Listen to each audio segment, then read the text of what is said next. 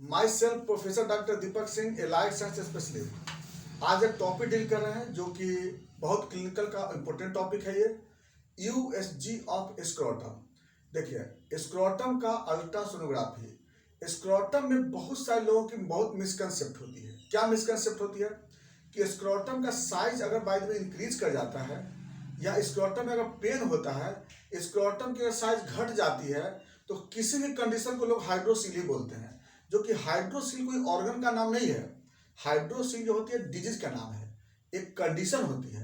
अब उसी चीज को हम यहाँ पर दूर करने जा रहे हैं। सारे कंसेप्ट यहाँ पे आपको यहाँ पर क्लियर हो जाएगी। देखिए क्या है ये बता देते हैं। देखिए, सबसे पहला कि यूएसजी ऑफ स्क्रोटम, यह एक मेल के अंदर डायग्नोसिस होती है। मेल का डायग्नोसिस होती है। स्क्रोटम जानते हैं कि स्क्रोटम एक एक्सटर्नल जेनाइटल ऑर्गन्स का एक पार्ट है, जिसमें आपको स्क्रोटम जो होती है, स्क्रोटम जो कि एक इसमें स्क्रोटम जो कि बाहरी में ये स्किन से कवर होता है, ये स्किन, और दो स्क्रोटम एक ही तरह के एक थैली में एक तरह के स्ट्रक्चर रहता है ये। और इसका जो स्ट्रक्चर जो होती है बाहर में, ये बाहर में स्किन होता है, और ये फिर आगे चल करके ये कैविटी जो होती है, ये बड़ा सा कैविटी बनता है ये इधर साइड में, और दोनों जो ये आपस में बीच में इस्थमस से जुड़ा होता है। ये बाहर में स्किन के बाद जो होता है कई स्ट्रक्चर होता है, जिस स्ट्रक्चर के बारे में हम अभी जिक्र नहीं कर रहे हैं यहाँ पे ज्यादा। और इसके बाद एक लेयर होता है जिसको बोलते हैं टूनिका वेजाइनलिस बोलते हैं। बड़ी गौर समझना इस बात को।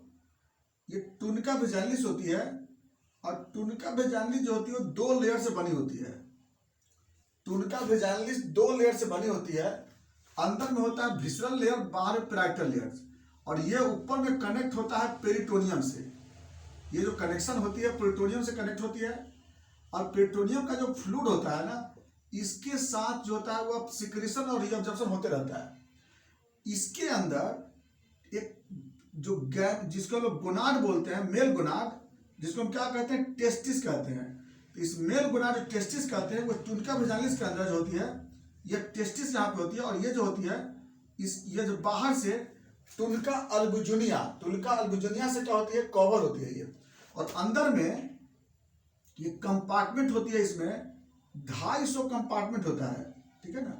इसके अंदर 250 कंपार्टमेंट होता है, और इस हर एक कंपार्टमेंट में 3 गो सेमिनिफेरस ट्यूब्यूल्स होता है। याद रखिएगा, 3 गो सेमिनिफेरस ट्यूब्यूल्स होती है। ये स्ट्रक्चर पहले याद रखिएगा तो पूरी बात समझ में आ जाएगा। तो यहाँ पर सेमिनिफेरस ट्यूब्यूल्स होती है, और सेमिनिफेरस ट्यूब्यूल जो होती है फिर ये बनाती है क्या, इपिडिडाइमिस। और यह इपिडाइमिस जो होती है यहाँ से भास डिफरेंस बनाती है।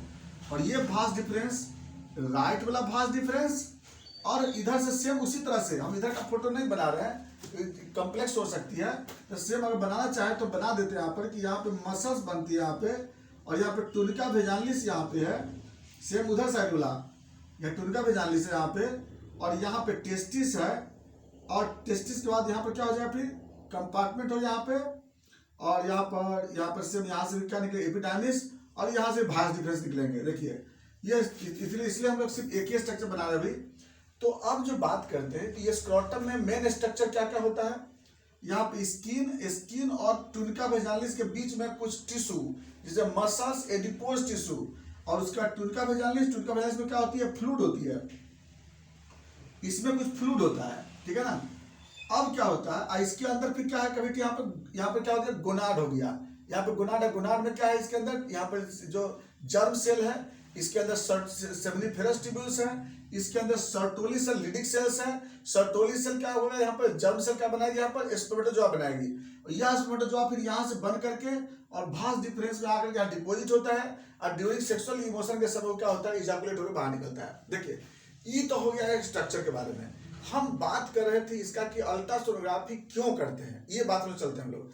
अल्ट्रासोनोग्राफी आते हैं जब इसका साइज जैसे अबनॉर्मल हो जाता है, इसका साइज या तो बड़ा हो जाता है, साइज छोटा हो जाता है, या फिर इसमें कोई दर्द होता है इसके अंदर, या टेंडरनेस होती है।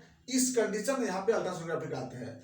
लेकिन इस बात को याद रखना होगा कि इनफर्टिलिटी में बस सिर्फ ये जान सकते हैं कि इसमें कोई अबनॉर्मल स्ट्रक्चर बनेगी, लेकिन स्पर्मेटोजोआ का कोई कंडीशन देखना हो तो हम इससे नहीं देख सकते हैं। एंजियोस्पर्मिया हो, ओलिगोस्पर्मिया है, इसके बारे में हम यहाँ से पता नहीं लगाते हैं। अल्ट्रासोनोग्राफी से ये पता नहीं लगती है। अल्ट्रासोनोग्राफी में सिर्फ ये पता लगाते हैं कि इसकी इनलार्जमेंट क्यों हुई है, इसके अंदर टेंडरनेस क्यों है, और इसका एट्रोफी क्यों हुई है। तो साइज का अंतर और प्लस टेंडरनेस का अंतर, बाकी हम लोग इसमें कुछ पता नहीं लगाते हैं। इसलिए यह नहीं कि हम लोग इनफर्टिलिटी को डायरेक्टली हम लोग अल्ट्रासोनोग्राफी देख करके अब बता देंगे कि हाँ इसके अंदर स्पर्मेटोजोआ बन रहा है कि नहीं बन रहा है। तो एंजियोस्पर्मिया के हम लोग कंडीशन को हम लोग यूएसजी और स्क्रोटम से नहीं देखते हैं। देखिए टूनिका वेजाइनलिस में इसमें जब फ्लूइड का अमाउंट बढ़ता है तो इसकी वजह से क्या होती है, साइज बढ़ता है। साइज बढ़ने का रीजन बताते हैं। सबसे पहला कि इसमें फ्लूइड का अमाउंट बढ़ता है तो आपको साइज बढ़ता है, और ये सबसे ज्यादा कॉमन होता है, सबसे ज्यादा कॉमन। दूसरी कंडीशन क्या होती है कि अगर कहीं इसके और इसके बीच में कोई ट्यूमर बन जाता है, अगर मास बन जाता है तब भी साइज बढ़ जाता है। तीसरी कंडीशन, अगर मान लीजिए जिसको गोनाड बोलते हैं, अगर गोनाड में टेस्टिस में अगर सब बोलते हैं इन्फ्लामेशन हो जाता है, जिसको ऑर्काइटिस कहते हैं, तब भी इसकी साइज बढ़ जाती है। अगर इसमें सब बोलते हैं इसके अंदर टेराटोमा हो जाता है, टेराटोमा ट्यूमर का नाम है, तब भी साइज बढ़ जाता है। इस साइज बढ़ने का कई रीजन होती है ना। हमें बता रहे हैं कि कौन कौन से और कंडीशन पर डेवलप होती है। तो बाय द वे सबसे पहले हम लोग अल्ट्रासोनोग्राफी से सब पता लग जाएगा क्यों होती है। तो यहाँ पर क्या होती है, सबसे पहला क्या देखेंगे हम लोग कि यहाँ पे डर्मोइड सिस्ट एक बन सकता है, पहला। दूसरा कि यहाँ पर सीबेसियस सिस्ट बन सकता है, सीबेसियस सिस्ट बन सकता है, डर्मोइड सिस्ट बन सकता है, तब भी स्क्रोटम इनलार्ज किया जाता है। नेक्स्ट, अगर इसमें पानी का अमाउंट बढ़ जाता है, जो सबसे ज्यादा यही होता है, सबसे ज्यादा यही कंडीशन होती है। अगर इसमें पानी का अमाउंट बढ़ जाता है तो उस कंडीशन को क्या कहते हैं, हाइड्रोसील कहते हैं। यही है मेन डिजीज। हाइड्रोसील किसको बोलते हैं कि जब पानी का अमाउंट बढ़ जाता है टूनिका वेजाइनलिस में, तब इस कंडीशन को हाइड्रोसील बोलते हैं। और ये क्यों होता है, या तो यहाँ से फिल्ट्रेशन गड़बड़ा जाती है, रिजर्वेशन गड़बड़ा जाती है। इसके बाद अगर इसमें सपोज दैट अगर ब्लड भर चुका है, अगर सपोज दैट, इसको हीमोसील कहते हैं। अगर इसमें पस भर जाता है, इसको पायोसील बोलते हैं, पायोसील। अगर इसमें स्पर्मेटोजोआ अगर इंटर कर जाता है, स्पर्मोसील कहते हैं। इसमें अगर इसमें ब्लड वेसल्स अगर डायलेट कर जाता है इसमें, तो वेरिकोसील कहते हैं इसमें लोग। अगर बाय द वे इसमें हर्निएशन हो जाती है, कभी कभी देखते हैं हम लोग इसमें हर्निया हो जाता है, इसमें सिस्टोसील कहते हैं। देखिए कई ऐसे कंडीशन होती है इसमें जो कि इसमें इनलार्जमेंट की कंडीशन होती है, सबसे ज्यादा हाइड्रोसील होती है, याद रखिए इसमें। अगला कंडीशन होता है जो कि अगर यहाँ पर ऑर्काइटिस हो जाता है तब भी इलाज किया जाता है, और टेराटोमा होता है तब भी इलाज किया जाता है। देखिए ये जानना हमें जरूरत होता है कि कौन से कंडीशन से इलाज की है, क्योंकि देखिए इस टेस्टिस के लिए क्या होता है कि बहुत एग्जामिनेशन करते हैं, ठीक है, एग्जामिनेशन करते जरूर है, लेकिन क्या होता है बहुत लोग कंफ्यूज कर जाते हैं, या कोई पर्सनल पेशेंट होता है तब भी हम लोग नहीं कर पाते हैं। तो इसके लिए तो सबसे अच्छा साधन है कि हम लोग यूएसजी स्क्रोटम करा दें अगर सपोज दैट, तो हम उससे क्लियर पता लगा सकते हैं कि अगर ये इलाज हुआ है तो इलाज किस वजह से हुआ है। क्योंकि हर इलाजमेंट के हम लोग ट्रीटमेंट जो होता है अलग ढंग से करते हैं, एक जैसा इलाजमेंट नहीं होती है। कहीं पे मेडिसिनल ट्रीटमेंट भी है, कहीं पे सर्जिकल ट्रीटमेंट भी होती है।